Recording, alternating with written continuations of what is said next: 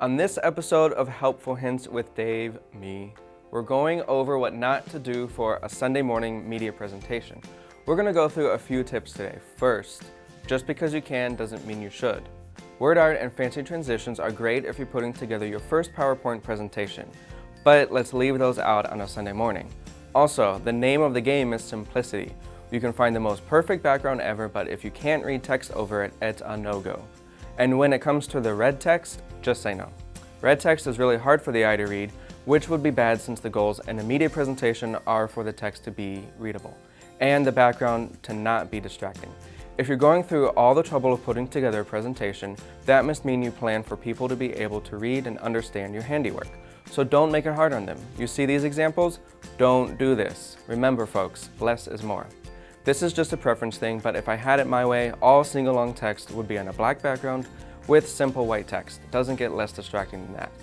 Alright, tip 2 today. Not all at once. Don't be afraid to break up songs on slides. In fact, it would be lazy not to. The eye has a hard time reading all of the info on the screen when you put it all up at once.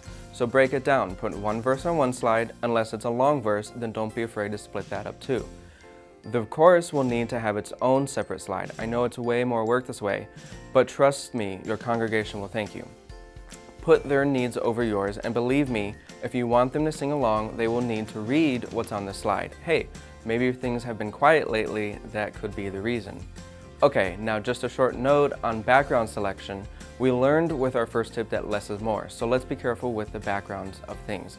Really busy backgrounds are hard to read text over. But more than that, it's also distracting when the background changes for no apparent reason. Having a different background for tithes and offerings than you do for the scripture reading makes sense, but what doesn't make sense is for each verse of your scripture reading to have a different background.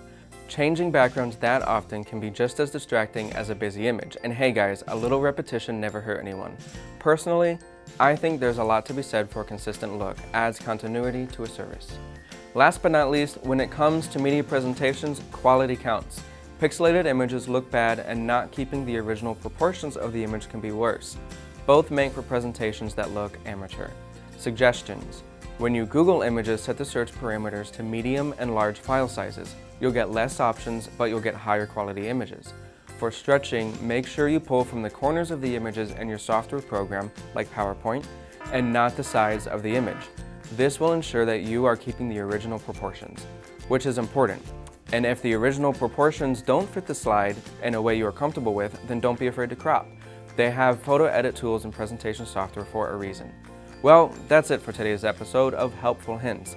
Be on the lookout for more tutorials and tips in the future. Bye.